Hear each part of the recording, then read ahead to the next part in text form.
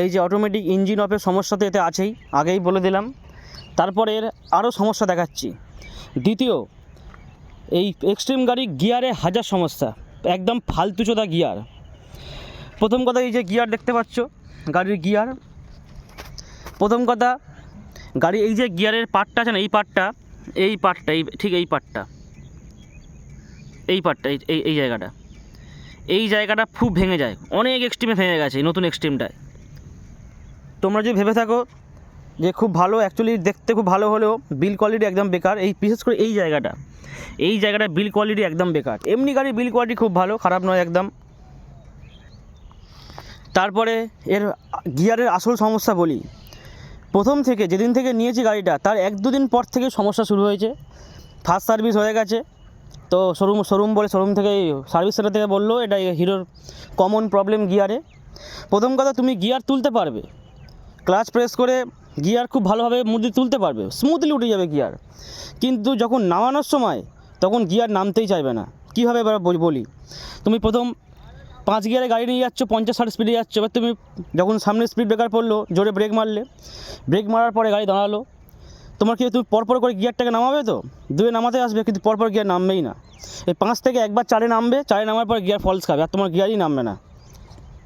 তখন তোমাকে কী করতে হবে, যে ক্লাচ আছে, ক্লাচটাকে একবার প্রেস করে আবার ছেড়ে দিতে হবে, দিয়ে একটা করে গিয়ার নামবে।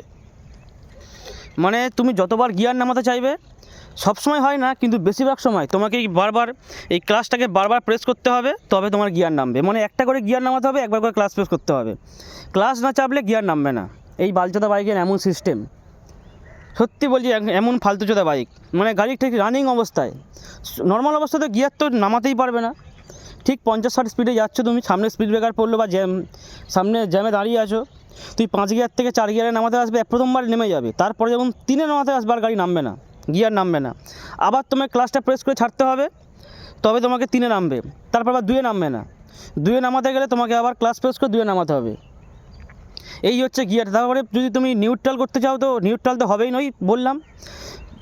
সব সময় নয়, কিন্তু বেশিরভাগ ক্ষেত্রে গিয়ার তোমাকে নামাতে গেলে বারবার ক্লাচ চেপে তোমার গিয়ার নামাতে হবে। প্রথম 5 থেকে 4-এ নেমে গেলে ভালো কথা, তারপরে আর গিয়ার নামবে না। তোমাকে আবার ক্লাচটা ছাড়তে হবে, আবার চাপতে হবে, তবে তোমার গিয়ার 4-এ নামবে। তারপর আবার ক্লাচ চেপে ছেড়ে দিতে হবে, তারপর 3-এ নামবে। এইভাবে তোমাকে গিয়ার নামাতে হবে। এতক্ষণ বললাম গিয়ার নামানোর সমস্যাগুলো। এবার বলি গিয়ারে আরও একটা সমস্যা আছে। কী সমস্যা শুধু একবার দেখে নাও। হঠাৎ করে তুমি গাড়িটা 5 গিয়ারে নিয়ে যাচ্ছ, রানিংয়ে কুইক গিয়ার শিফট করছো, গাড়িটা 50-60-70-এ নিয়ে যাচ্ছ, গাড়িটাকে খুব ভালো স্মুথলি যাবে, এতে কোনো সমস্যা নেই। হঠাৎ করে গাড়িটা 5 গিয়ার থেকে ডাইরেক্ট নিউট্রালে চলে আসবে, হঠাৎ করে, কোনো ব্যাপার নেই। হালকা ঝাঁকুনি, যখন জোরের ঝাঁকুনি হবে বা নর্মাল টাইমে, হঠাৎ করে গাড়িটা 5 গিয়ার থেকে ডাইরেক্ট নিউট্রালে চলে আসবে। আবার তোমার ক্লাচ চেপে 1-2-3-4, মানে 2-3-4-5-এ আবার তোমার গিয়ার তুলতে হবে। আবার কোনো সময় অটোমেটিক নিউট্রাল থেকে 5 গিয়ারে চলে যায়। মানে হচ্ছে গিয়ারের সমস্যা, ভাবতে পারছো? এই বালের গাড়ির হাজার সমস্যা, মানে ভাবতে পারবে না তোমরা। তা নেওয়ার আগে 10বার চিন্তা করবে। এই তো গেল এর গিয়ারের সমস্যাগুলো বললাম, একদম ফালতুচোদা গিয়ার। এবারে একটা সমস্যা বলি, এর ক্লাচ। এই যে দেখতে পাচ্ছ, এই হচ্ছে গাড়ির ক্লাচ। নর্মাল গাড়ির যে ক্লাচ হয়, নর্মাল গাড়ির মতো ঠিকই আছে, কিন্তু এর ক্লাচটা একটু ডিফারেন্ট সিস্টেম। তোমাদের আগেই বলেছি না, এর অটোমেটিক ইঞ্জিন অফের সমস্যাটা। প্রথম 2-3 দিন বা 3-4 দিন হবে এরকম চালিয়েছিলাম, চালানোর পরে অটোমেটিক ইঞ্জিন অফের সমস্যা এসে গেছে। তো সার্ভিস সেন্টারে ফার্স্ট সার্ভিস করানো, বললাম যা হোক ফার্স্ট সার্ভিস করার সময় নিয়ে যাবো। তাই ফার্স্ট সার্ভিস করানোর সময় গাড়িটা সার্ভিস সেন্টারে নিয়ে গেলাম। তারা প্রথমে ল্যাপটপে এই তারটা, এখানে তার আছে, এই দেখো এই তারটা ওরা ল্যাপটপে লাগাবে। এই যে এই তারটা দেখতে পাচ্ছ, এই তারটা ওরা ল্যাপটপে লাগানোর পরে দেখিয়ে দেবে গাড়িতে কী সমস্যা আছে। তো ল্যাপটপে লাগানোর পরে আমার সামনেই দেখাচ্ছে ইঞ্জিন ক্র্যাঙ্কশাফট প্রবলেম, রিপ্লেস ইট, এরকমভাবে একটা অপশান দেখাচ্ছে ওদের ল্যাপটপে।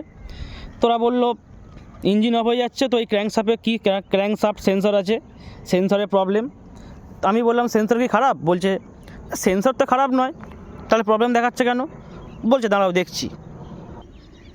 এই যে দেখছি বললো, দেখানোর পরে কি বললো, যে ইঞ্জিন অটোমেটিক অফ হয়ে যাচ্ছে, ওটা কোনো সেন্সারের প্রবলেম নয়, দাঁড়াও বলে কি বলে ক্লাচটাকে টাইট করে দিল। মানে এইখান থেকে এই যে ঠিক এই পারে ক্লাচের যে অপশানটা আছে, এই যে ক্লাচ তোমরা প্রেস করলে দেখো এই জায়গাটা নড়বে, এই জায়গাটা, এই দেখো, এই দেখো এটা নড়ছে। এইখান থেকে কী করে ওটা, এইখান থেকে ক্লাচটাকে এই যে স্ক্রু দিয়ে, এই যে স্ক্রু আছে দুটো, এই যে স্ক্রু, এই স্ক্রুটাকে দিয়ে ক্লাচটাকে টাইট করে দিল। এই যে ক্লাচটাকে টাইট করে দিয়েছে, মানে আগে যে স্মুথলি ক্লাচটা প্রেস করতে পারতে, এখন সেটা পারবে না। ক্লাচটা পুরো হার্ড হয়ে গেছে, পুরো হার্ড, মানে এত শক্ত ক্লাচ তোমার চাপতে চাপতে তোমার আঙুল ব্যথা হয়ে যাবে। এতে কী হলো, ক্লাচটা চেপে পুরোপুরি টাইট করে দিল। ক্লাচ টাইট করে দেওয়ার পর এটাকে ধরতে গেলে পুরোপুরি হয়ে গেছে ফুল ক্লাচ। মানে তোমাকে গাড়ি চালাতে গেলে পুরো ফুল ক্লাচটা ক্লাচের প্রায় 95% ছেড়ে দিতে হবে, তবে তোমার গাড়ি যাবে। আর ফুল ক্লাচে গাড়ি চালানো খুব অসুবিধা হয়। ফুল ক্লাচ করে দিতে, তবে ইঞ্জিন যে অটোমেটিক বন্ধ হয়ে যাচ্ছিলো সেটা কমে বন্ধ হয়নি, মানে অটোমেটিক বন্ধ হয়ে যাওয়াটা একটুখানি কমে গেছে, তাও প্রায় সময় হয়, তো মোটামুটি একটু কমে গেছে। কিন্তু গাড়ি চালাতে খুব অসুবিধা হচ্ছে, এই ক্লাচটা এত শক্ত আর ফুল ক্লাচ হয়ে গেছে। এই ক্লাচের সমস্যাটা গেল, ইঞ্জিন অটোমেটিক প্রবলেম, গিয়ারের প্রবলেম, ক্লাচের প্রবলেম, এই প্রবলেমগুলো তো হলোই। তোমাদের আরও একটা প্রবলেম দেখাচ্ছি, কীভাবে হিরো আমাদের পাবলিককে চুতিয়া বানাচ্ছে দেখো শুধু খালি। ডুয়েল চ্যানেল এবিএস, যে সামনে এবিএস, পেছনে এবিএস দিয়েছে, ডুয়েল চ্যানেল এবিএস গাড়িটাতে। তোমাদের কি মনে হয় ডুয়েল চ্যানেল এবিএস দিয়েছে মানে ব্রেকিং মানে পুরো টপ লেভেলের হবে, চাকার লক হবেই না? ডুয়েল চ্যানেল এবিএসে দিয়েছে মানে চাকার লক হবেই না। সত্যি বলছি, ডুয়েল চ্যানেল এবিএস হোক আর সিঙ্গেল চ্যানেল এবিএস হোক, ভালো রাস্তায় তো নর্মাল চলবেই, কিন্তু উঁচু নিচু রাস্তা বা ইট পাথর ফেলা আছে ওই রাস্তাগুলোতে ডুয়েল চ্যানেল হোক বা সিঙ্গেল চ্যানেল চাকা স্কিড খাবেই। তাই তোমরা সাবধানে গাড়ি ব্রেক করবে। হার্ড ব্রেকিং করলেই গাড়ির চাকা স্কিড খাবেই, হয়তো একটু কম খাবে কিন্তু স্কিড খাবে। এবার তোমাদের স্ক্যামটা দেখাই, চলো। এই যে ডুয়েল চ্যানেল এবিএস দেখতে হবে, ডুয়েল চ্যানেল এবিএস, এই যে ডুয়েল চ্যানেল এবিএস দিয়েছে। পেছনে যে এবিএস এবং ডিস্ক ব্রেকটা দিয়েছে না, তোমাদের মনে হবে কি ডিস্ক ব্রেক আর এবিএস দিয়েছে মানে হেভি ব্রেকিং পাওয়ার হবে। সত্যি বলছি, পেছনের ডিস্ক ব্রেক আর এবিএসের কোনো পাওয়ারই নেই। মানে তুমি যদি শুধু গাড়ি জাস্ট 25 থেকে 30 কিলোমিটার গাড়িটা চালাও, সামনের ব্রেক যদি তুমি ফুল প্রেস করো গাড়ি স্মুথলি দাঁড়িয়ে যাবে, সামনের ব্রেক অনেক পাওয়ার আছে। পেছনের ব্রেকটাতে তুমি যদি ফুল ব্রেক চেপেও দাও, এক ফোঁটাও গাড়িতে ব্রেকে কোনো পাওয়ার নেই, মানে তোমার মনে হবে ব্রেকই ধরেনি চাকাতে। কিন্তু দুটো ব্রেক যদি একসাথে প্রেস করো তো মোটামুটি ভালো একটা ব্রেকিং পাবে। এর থেকে যদি পেছনে পুরোনো এক্সট্রিমে যে পেছনে ড্রাম ব্রেক চালাতাম, ড্রাম ব্রেক আছে আমার বন্ধুত্ব, পুরোনো এক্সট্রিম আছে, ওর পেছনের ব্রেকটাতে যে জাস্ট নর্মালভাবে হাই প্রেসারে ব্রেক প্রেস করি, গাড়ি পুরোপুরি দাঁড়িয়ে যায়, এমনকি চাকা লক হয়ে যায় প্লাস দাঁড়িয়ে যায়। এতে তো মনে হয় গাড়ির চাকা তো দাঁড়াই না, মানে গাড়িটা থামেই না। ধরতে গেলে পেছনের ব্রেকে কোনো পাওয়ারই নেই, পুরো মানে গাড়ির পাওয়ার 20 থেকে 10% পাওয়ার হয়তো পেছনের ব্রেকে আছে, আর বাকি 90% পাওয়ার শুধু সামনের ব্রেকে আছে। সামনের ব্রেক মারলেই তবে তোমার গাড়ি দাঁড়াবে, শুধু যদি বলে পেছনের ব্রেক মেরে আমি গাড়ি দাঁড় করাবো, কোনো দিন পারবে না। কিন্তু তোমার নর্মাল যে গাড়িগুলো আছে ড্রাম ব্রেক পুরোনো এক্সট্রিমটায়, তুমি যদি শুধু পেছনের ড্রাম ব্রেকটাতে জোরে প্রেস করো না, গাড়ি দাঁড়িয়ে যাবে, তোমার এবিএস সামনের ব্রেকের দরকারই পড়বে না। এই হচ্ছে ব্রেকের গল্প। তা যারা ডুয়েল চ্যানেল এবিএস ভেবে কিনছো যে হেভি বাইক হবে, ভুল করে এই বাইকের দিকে যেও না। পারলে যদি ভালো লাগে তো পুরোনো এক্সট্রিমটা কেনো, এর থেকে পুরোনো এক্সট্রিম অনেক ভালো। এবার তোমার আরেকটা সমস্যা দেখাচ্ছি, এটা কোনো সমস্যা নয়, এটা করলে ঠিক হয়ে যাবে। সেটা হচ্ছে রেয়ার ব্রেক প্যাড। এই যে রেয়ার ব্রেকটা, এই যে ব্রেকটা আছে, এই ব্রেকটা যদি দেখো এখানে লোহা আছে, কোনো রবার দেয়নি। রবার না দেওয়ার জন্য কী হয়েছে, যখন তুমি এখানে ব্রেক মারতে যাবে না, পা দিয়ে যখন ব্রেক মারতে যাবে তোমার পাটা এরকম স্লিপ খেয়ে যাবে, যেহেতু কোনো রবার দেয়নি এখানে। তা যারা এই বাইকটা এই পুরোনো এখানটায় হালকা করে একটা ছোটো রবার লাগিয়ে নেবে, কভার টাইপের, এখন রবার টাইপের কভার লাগিয়ে নেবে, নাহলে জোরে হার্ড ব্রেকিং করলে যখন জোরে পেছনে ব্রেক করবে না, তোমার পা স্লিপ খেয়ে যাবে। এই হচ্ছে নতুন 2026-এর এক্সট্রিমের গল্প। ব্রেক খুব ভালো বলবো না, এতে কোনো এই যে ব্রেক দিয়েছে তারে কোনো সেন্সার নেই, দেখতে পাচ্ছ, এই যে এক্সিলারেটারে কোনো তার নেই, দেখো ভালো করে, এই যে এক্সিলারেটার ঘোরাচ্ছি, এক্সিলারেটারে কোনো তার নেই, দেখতে পাচ্ছ কোনো তার নেই। এই যে তারটা আছে, এই তারটা হচ্ছে আমাদের এই যে সুইচ আছে, সুইচগুলোর তার। এক্সিলারেটারে কোনো তার নেই, কারণ এক্সিলারেটারে সেন্সার আছে। আর তোমরা যে বলছো এক্সেলারের সেন্সার আছে বলে তোমরা খুব মানে আগ্রহ প্রকাশ করছো যে এই সেন্সার গাড়ি কিনবো, সেন্সার আছে। আসলে এইটা সবচেয়ে বড় সমস্যা। এগুলো গাড়িতে যত বেশি সেন্সার থাকবে গাড়ির তত বেশি সমস্যা করবে। আর যখন এক্সেলারেটার খারাপ হবে না ওয়ারেন্টির পরে, তোমার ভালো পরিমাণ খরচা নিয়ে নেবে। এর থেকে যদি তোমার তারওয়ালা এক্সেলারেটার নাও পুরোনো এক্সট্রিমটায়, তার কেটে গেলেই জাস্ট সামান্য 30, 40, 50 টাকা দিয়ে তার লাগিয়ে নিতে পারবে। তারপর আরও একটা জিনিস তোমাদের দেখাই।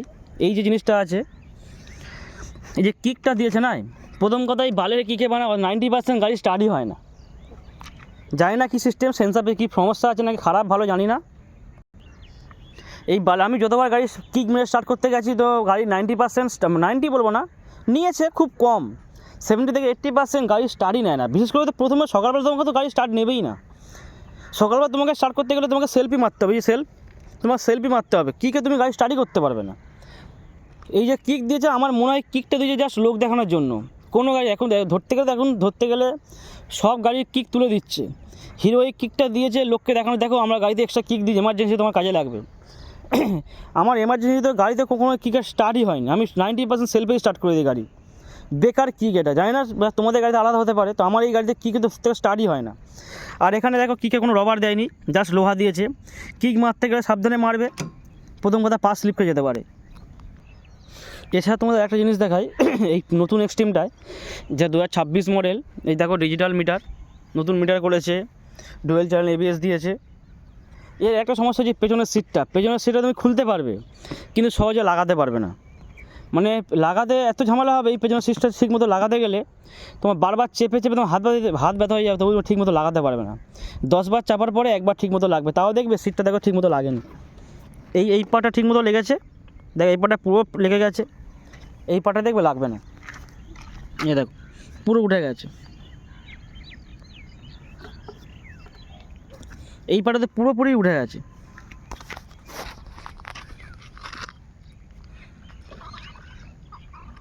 তো এই পাটটা পুরোপুরি উঠে আছে, ভেতরে সব জিনিস ছিঁড়ে যায়। দেখো কত ফাঁকা, দেখো ওখান থেকে কত ফাঁকা, দেখো এমন বালের বাইক বানিয়েছে। হাজার সমস্যা গাড়িতে, এর এত যে সমস্যা, যদি জানতাম তাহলে মানে বালের বাইক কিনতাম না। ক্লাচের সমস্যা, গিয়ারের সমস্যা, ব্রেকের সমস্যা, ইঞ্জিনের সমস্যা। ভেবেছিলাম আমি অটোমেটিক ইঞ্জিন অফটা হবে না, এ তো দেখি না, ওই বালের বাইকে অটোমেটিক ইঞ্জিন অফ লেগেই আছে।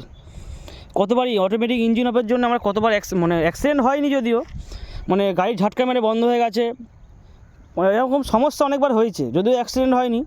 তবে অটোমেটিক ইঞ্জিন অফ অ্যাক্সিডেন্ট হওয়ার জন্য কিন্তু চান্স অনেক থাকে। বিশেষ করে যখন হয়তো তুমি কোনো টার্নিংয়ে দাঁড়িয়ে আছো, সিগনাল হয়তো তুমি টার্নিং নেবে, রাইট টার্ন বা লেফট টার্ন নেবে, যখন তুমি সেকেন্ড গিয়ারে গাড়িটা স্পিড তুলবে, যখন তুমি স্পিড তুলতে যাচ্ছ হঠাৎ করে ইঞ্জিনটা বন্ধ হয়ে যাবে, তখন তুমি গাড়িটা ঝাটকে মেরে দাঁড়িয়ে যাবে।